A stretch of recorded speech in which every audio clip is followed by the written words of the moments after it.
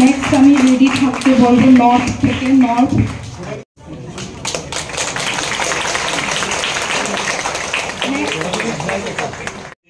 জনজাতি ছাত্রাবাসগুলি রয়েছে,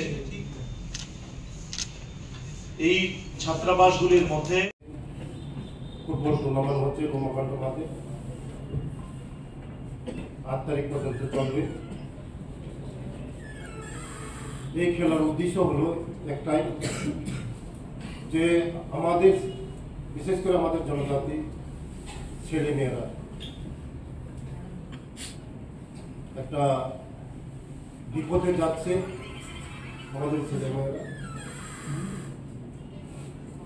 মুখ্য উদ্দেশ্য এটাই যে ড্রাগস মুক্ত ত্রিপুরা, নেশা মুক্ত ত্রিপুরা করা। আমাদের এই রাজ্যের জনপ্রিয় মুখ্যমন্ত্রী প্রফেসর ডক্টর মৌলিক সরকারের নেতৃত্বে এই স্লোগানটা নিয়ে আমরা চলছি। আগামী দিন আমরা চাইব যে আমাদের ত্রিপুরা রাজ্যকে ড্রাগস মুক্ত ত্রিপুরা করা এবং নেশা মুক্ত ত্রিপুরা করা। এর মধ্যে বেশিরভাগ দেখা যাচ্ছে যে আমাদের জনজাতি ট্রাইবেলরা, বিশেষ করে আমাদের উঠতি যুবক যুবতী, তারা বিভিন্ন নেশা সেবন করছে, ড্রাগস সেবন করছে। তাই থেকে মুক্তি পাওয়ার জন্যই আজকে আমাদের এই খেলা। কারণ আমরা চাই যে এই ছেলেমেয়েরাই ন্যাশনাল খেলবে এবং ভালো প্লেয়ার হবে, আমাদের ত্রিপুরা রাজ্যের নাম উজ্জ্বল করবে ওরা। তার জন্যই আমরা চাই যে খেলার মাধ্যমে আমাদের এই নেশাটাকে আমরা নেশামুক্ত ত্রিপুরা করতে চাই।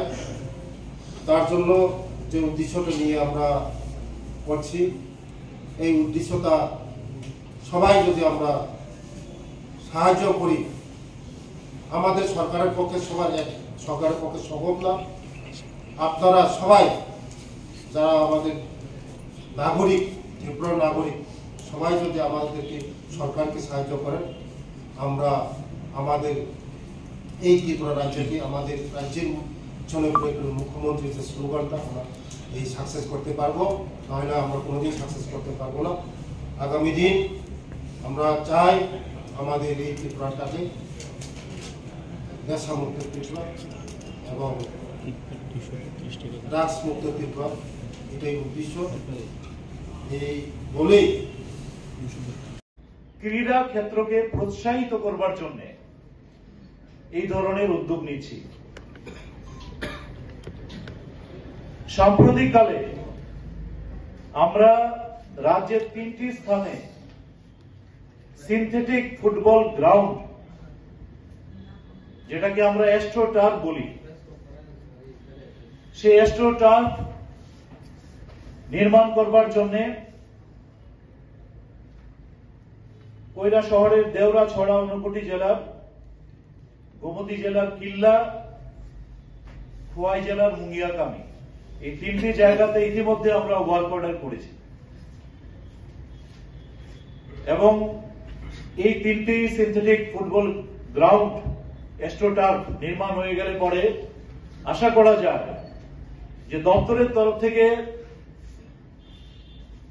ক্রীড়া ক্ষেত্রের পরিকাঠামোকে আরো সম্প্রসারিত করবার জন্য এবং বিশেষ করে জনজাতি অংশের যারা আছে তাদেরকে খেলাধুলার আঙ্গিনায় টেনে আনবার জন্য আমাদের যে সক্রিয় উদ্যোগ, তাকে আরো বেশি কার্যকরী এবং ফলপ্রসূভাবে আমরা রূপায়ণ করতে পারব।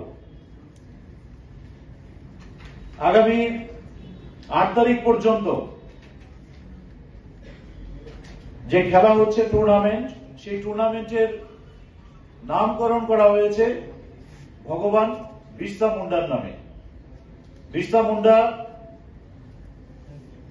প্রবাদ প্রতি স্বাধীনতা সংগ্রামী ছিলেন, জেহাদি যোদ্ধা ছিলেন। তিনি আমাদের কাছে সতত অনুপ্রেরণা, এক স্রোত। তাকে স্মরণ করে তার 150তম যে জন্মবার্ষিকী তাকে স্মরণ করে 15ই নভেম্বর, যেটাকে আমরা জনজাতি গৌরব দিবস হিসাবে পালন করি, কারণ সেদিন বিরসা মুন্ডার জন্মদিন। 15ই নভেম্বর 2024 থেকে 15ই নভেম্বর 2025, এই 1 বছর সময়কাল বিভিন্ন রকম অনুষ্ঠানের মধ্য দিয়ে আমরা জনজাতি গৌরব বর্ষ হিসাবে বিরসা মুন্ডার প্রতি সম্মান শ্রদ্ধা জানিয়ে পালন করছি। তারই অংশ হিসাবে আমরা এই ফুটবল টুর্নামেন্টকে অনুষ্ঠিত করছি এবং সেই জন্য এই টুর্নামেন্টের নামাঙ্কন ভগবান বিরসা মুন্ডার নামে করা হয়েছে। টোটাল 16টি দল এই টুর্নামেন্টে অংশ নেবে। তার মধ্যে অর্ধেক ছেলেদের দল, অর্ধেক মেয়েদের দল, 8টি দল, এবং মোট 16টি ম্যাচ অনুষ্ঠিত হবে, যার মধ্যে quarter final, semifinal, final match থাকবে। আমরা দলগুলিকে উৎসাহিত করার জন্য দপ্তর উদ্যোগ নিয়েছে এবং চ্যাম্পিয়ন যে দল, সেই দল চ্যাম্পিয়ন ট্রফির পাশাপাশি 1 লক্ষ টাকা দলগত পুরস্কার পাবে। সেটা ছেলেদের দলও পাবে, মেয়েদের দলও পাবে। এবং প্রথম রানার্স আপ 75,000 টাকা এবং দ্বিতীয় রানার্স আপ 50,000 টাকা পুরস্কার পাবে। এছাড়াও যে দল ফেয়ার প্লে অর্থাৎ স্বচ্ছভাবে সুন্দরভাবে খেলবে, সেই দলকে একটি ট্রফি এবং তার পাশাপাশি 25,000 টাকা পুরস্কার মূল্য হিসাবে প্রদান করা হবে।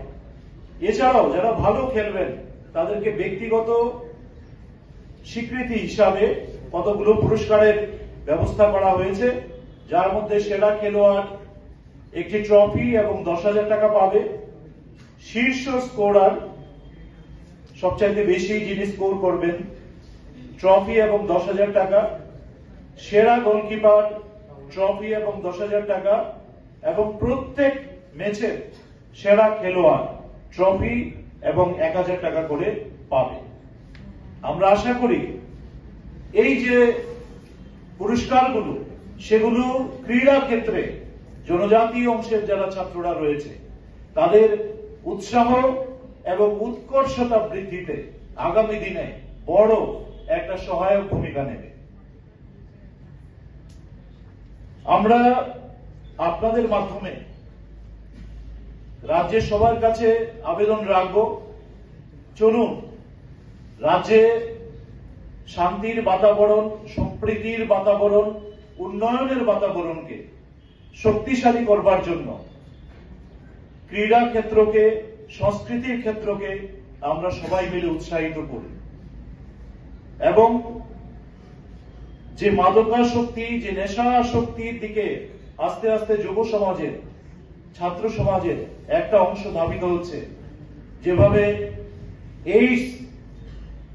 এইডসের মতো একটা ভয়াবহ রোগ আস্তে আস্তে থাবা বসাচ্ছে, তার করাল গ্রাস থেকে রাজ্যকে মুক্ত করি এবং প্রত্যেকে সচেতন নাগরিক হিসাবে আমরা আমাদের ভূমিকা পালন করি।